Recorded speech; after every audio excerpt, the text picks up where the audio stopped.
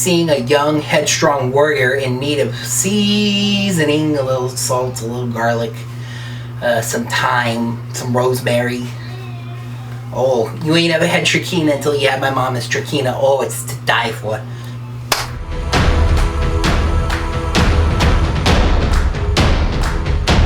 Hey there, Rangers. It's week 2 of the off-season, and I'm in a ranking kind of a mood. Now, we all know that behind every great villain, there's somebody taking care of the dirty work. Now, these guys usually either want to eventually kill the main villain and take their place, or they have some sort of history with the side of good that might make them want to switch sides eventually. So I guess that either way, these guys usually have it out for the head honcho. Oh, by the way, speaking of bosses, I'm not sure how many of you are familiar with The Completionist, a YouTuber that 100% completes one video game a week, but he and some other YouTubers just formed a video game comedy boy band called Big Bad Bosses, and they just released their first single, I'm the Boss. It is classic 90s boy band through the filter of video games, and it's awesome. I love it. You can give the song a listen right here. Just click on the TV right here and give that a listen. And I would strongly suggest that you think about buying the entire album on either iTunes or Google Play. Now, this isn't an ad, it isn't a brand deal, it's just me sharing something that I think is awesome. You can listen to the song on YouTube absolutely free. You know, one of these days, I'm just going to do a video where I go directly into what I'm going to be talking about.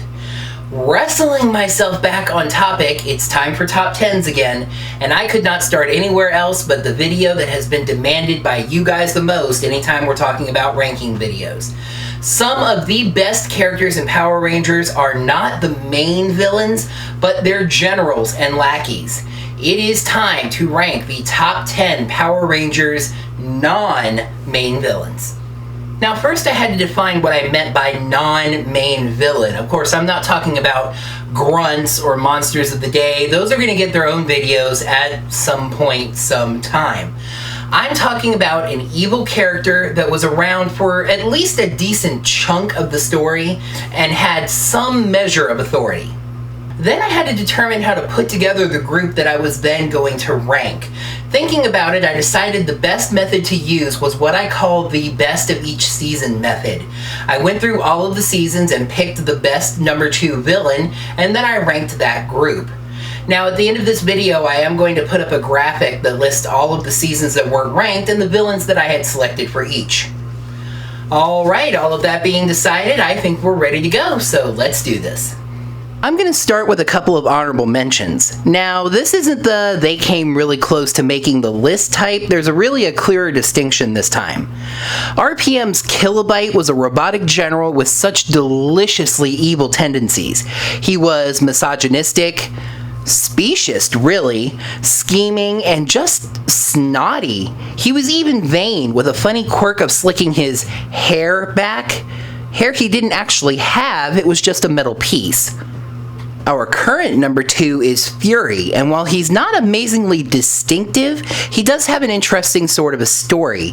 He strikes me as a powerful warrior who's fallen in with a boss, Sledge, that he doesn't like but fears and therefore serves. He captured Ivan in the Middle Ages, which is an interesting ability, and it added complexity to his character, as we wonder to what extent Ivan had been able to influence him. Number 10, General Havoc. I'm going to be honest with you guys. I don't remember a lot about General Havoc as a villain, just the fact that he stood out. He was leagues better than his, I'm assuming, adopted sister, Divatox, as a villain, where she would scream about failure or have petty plans to ruin the Rangers' days. He was much more focused on overall conquest. And he was a very adaptive villain. He didn't see failure as something to be screamed over. He saw it as a learning opportunity, a chance to get better and improve. Which is really a lesson for us all if you think about it. Number 9, Camille. Why yes, Lily, that is the look she's going with. Camille is a fun and yet complex general. Based on a chameleon, though thinking back on it, we didn't see her use those powers that often, Camille was the dedicated servant of Dai Shi, even waiting thousands of years in his temple for him to return. The key to Camille's character is loyalty. Throughout most of the season, she is Daishi's unquestioned servant. She even serves him at times that he's barely paying attention to her, like when she would send monsters out to fight the Rangers while he was more focused on training with the Overlords. Near the end of the season, as Jared is able to assert himself over Daishi, Camille realizes that her loyalty has shifted over to him, as he's the one that actually cares for her. That helps trigger a heel turn as she helps the Rangers in their final set of battles, even able to summon her chameleon animal spirit as a sword. Camille's final lesson to the audience was that it's never too late to start over, but she's looking pretty good right now at number 9. Number 8, Diabolic Oh. Diabolic Oh is an interesting kind of a villain. Most villains just want to take over the world and have power. Some of them were once good guys that were either corrupted or somehow tricked or changed. But Diabolic Oh lies in an interesting middle ground. He wanted the demons to take over the world, faithfully serving his queen Banshira. He was a demon first and foremost, no traces of goodness in him whatsoever. But there was some nobility, especially seen in his rather lately developed partner-in-arms friendship with Loki. I'm just saying that you were never going to talk him into thinking that he was wrong.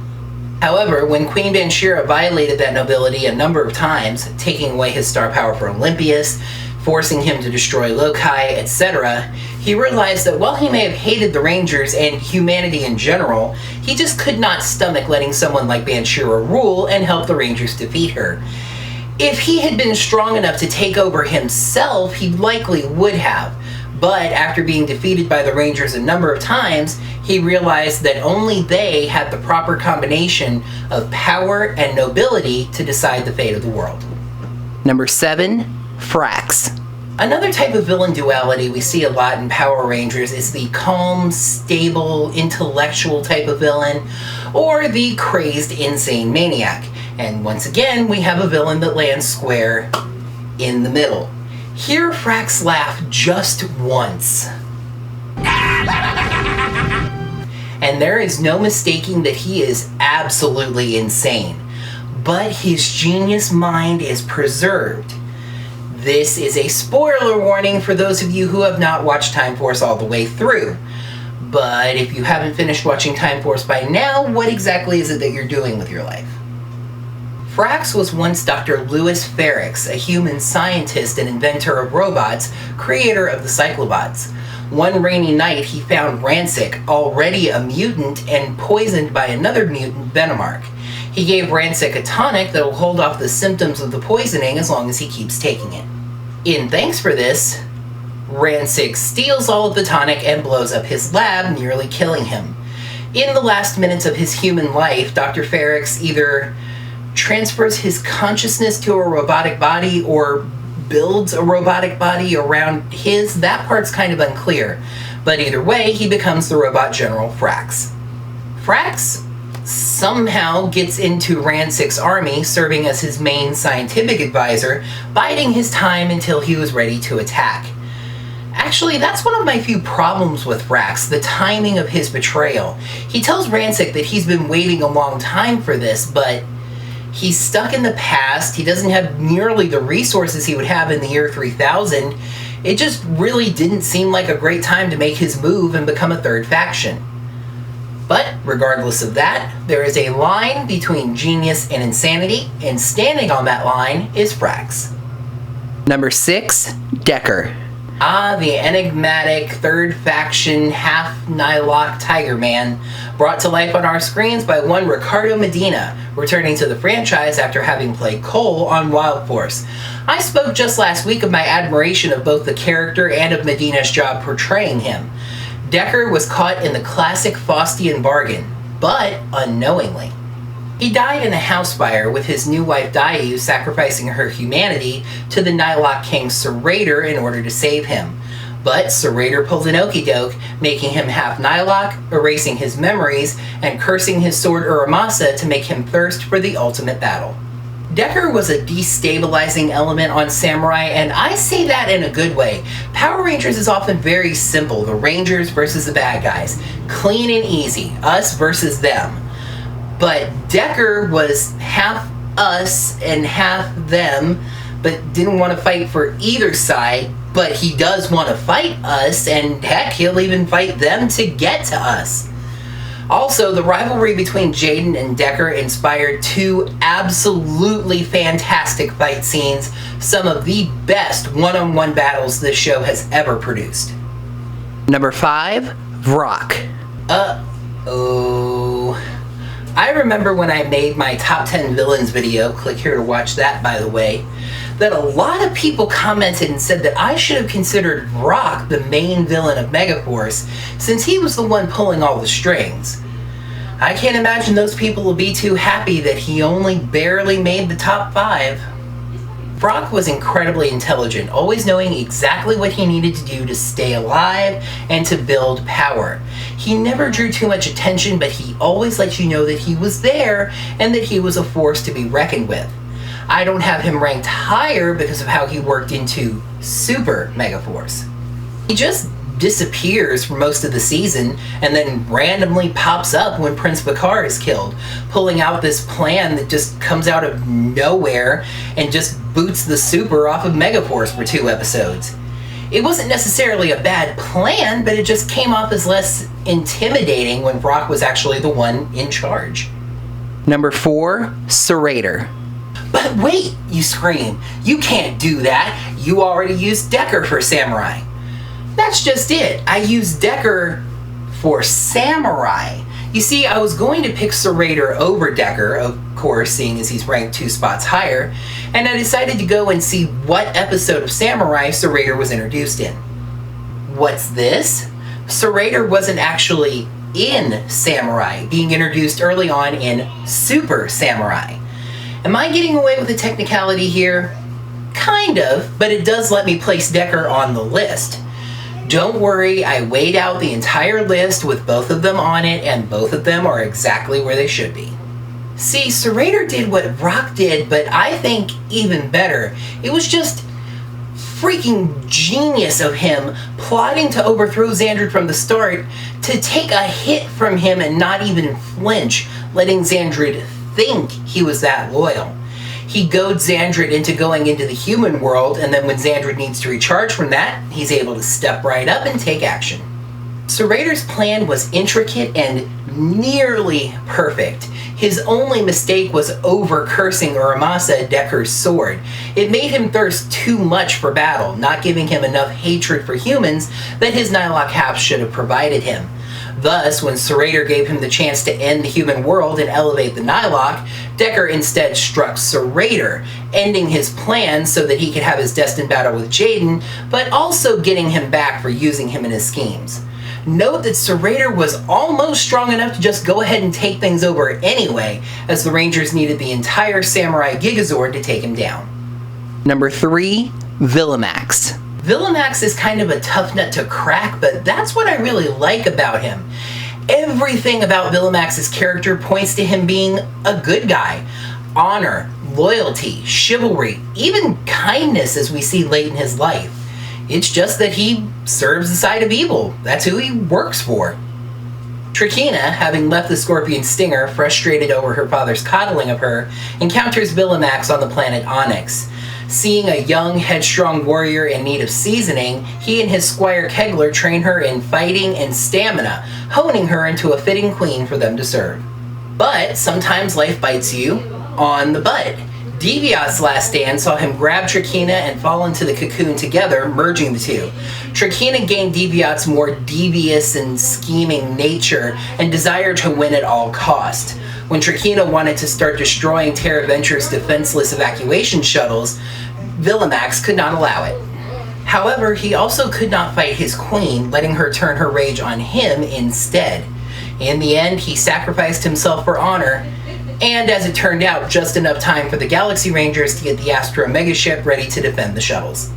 Let's just launch right into the recap this time. General Havoc was too busy building another Megazord to climb any higher than number 10. Camille turned herself into number 9. Diabolic Oh got his revenge on the number 8 spot. Fraks maniacally laughed his way to number 7. Decker cares only for battle at the number 6 spot. Vrock schemed for a whole season to get to the number 5 spot. So Raider has been waiting thousands of years for a chance at number 4, and Villamax's honor earned him number 3. To be honest with you guys, the back end of this list was a little harder to put together than the front end. The final 2 for me were actually pretty easy, though it may have been a little hard to figure out which of them was number 1.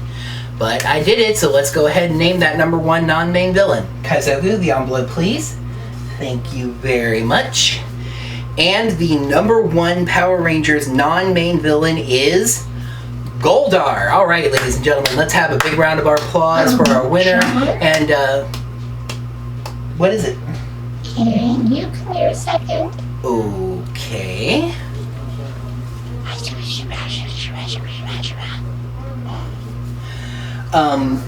Ladies and gentlemen, I am so sorry to have to announce this, but I made a mistake. I read the card wrong.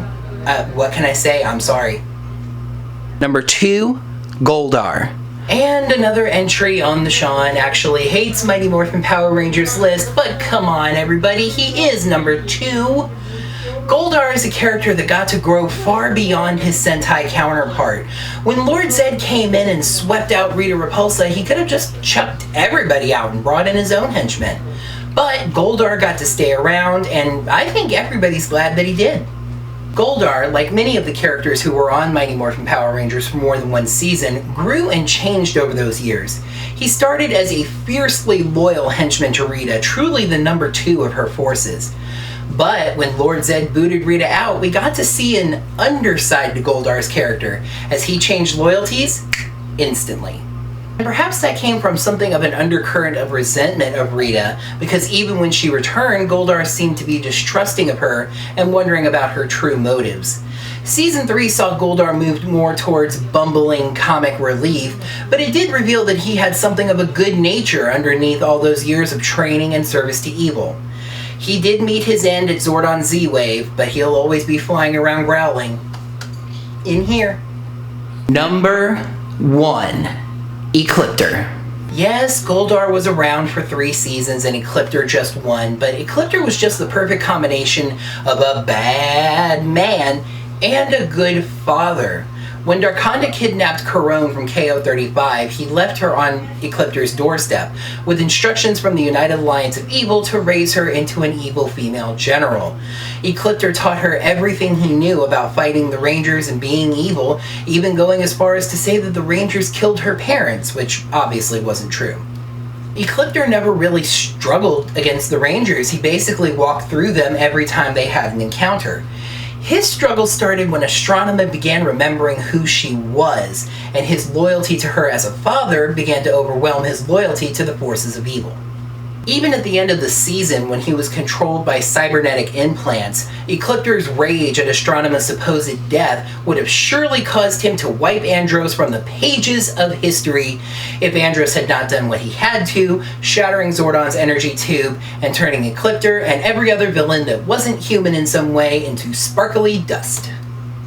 Well, that's my list, and I think it's a pretty good one. Now, I'm sure some of you out there prefer villains from seasons that I didn't rank. Again, see the graphic at the end of the video to find out about those. And I'm sure there are others of you out there that prefer different villains from seasons that I did rank. However, did the voters in the comments agree with my choices overall? Let's take a look and find out. I always say that I picked a good top 10 topic when there's not really a consensus in the voter comments. Oh boy, was this a good topic. 12 different villains received at least 1 vote, including 4 that I didn't even list. Tied for second with 2 votes were Diabolic Oh and Fraks. But while the list was all over the place, at least we were agreed on the top. With 3 votes, the Viewer's Choice Award goes to Ecliptor. Thanks for voting, everyone. This week's channel shoutout goes to Nicholas Ellis. However, Nicholas does not have an active YouTube channel, nor did he specify what I should mention instead. So I'm going to use the shoutout to come back on screen and share some information about something that you guys should be watching for. I've made no secret of the fact that one of my biggest reviewing inspirations is Linkara. The way he reviews Power Rangers seasons on his series History of Power Rangers with such care and attention to detail is a really big influence on the style of my weekly episode reviews. he was all set to drop the latest edition of HOPR, Megaforce and Super Megaforce, into our stockings on Christmas Day. This is the longest History of Power Rangers segment that we've gotten. This comes in at 5 videos, and the last of those videos breaks his rules on video length and comes in at 50 minutes. Make sure to keep your eyes on atopthefourthwall.com and or at Linkara19 on Twitter. I'm going to be posting a video alongside this one that's going to tell you guys about some changes in the off-season video schedule. As a matter of fact, if that video has already uploaded, you can click here to give it a watch. But I can tell you guys that for next week, nothing is changing. I'm actually going to be doing the video that I plan to do from the start. As Supercharge begins, unless we get some kind of announcement in the next few weeks, it's going to be an interesting time for Power Rangers, as for, I believe, the first time since the show moved to Nickelodeon, a season will be starting without a new contract renewal. And with the season starting earlier, are we beginning to see signs that Nickelodeon's getting ready to move on from Power Rangers? Just what is the future of Power Rangers on television? And how is that going to be impacted by the trend of cord cutters moving to online services to watch things? I'm going to be talking about all of those issues in my video next week, Power Rangers in the Age of Netflix. While most presents are unwrapped after Christmas, that's actually going to put a bow on this week's Power Rangers off-season video. Thank you guys so much for watching. I hope that you all had a lovely whichever variety of winter holiday that you celebrate. Remember to like, comment, and subscribe, and until next time, may the power protect you.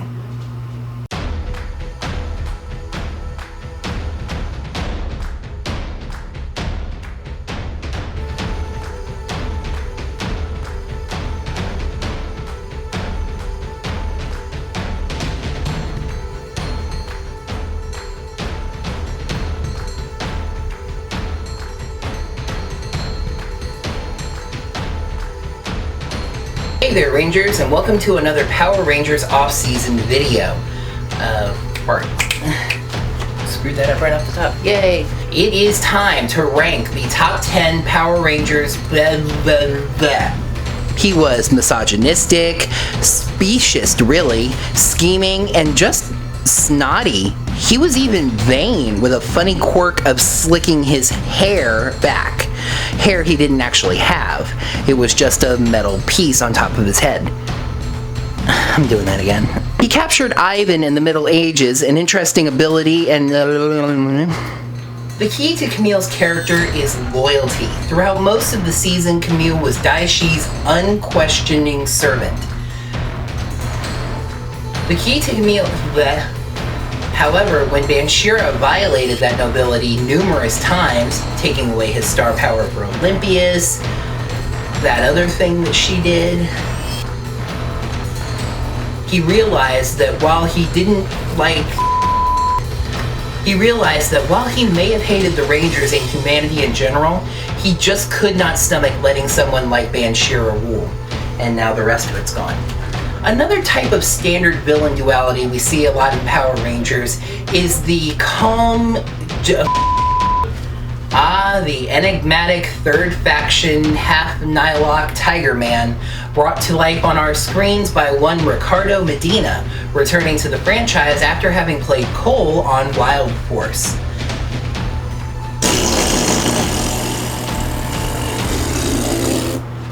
The enigmatic half Nihilok Tiger Man third faction, brought to life on our screens by one Ricardo Medina, returning to the franchise after having played Cole on Wild Force.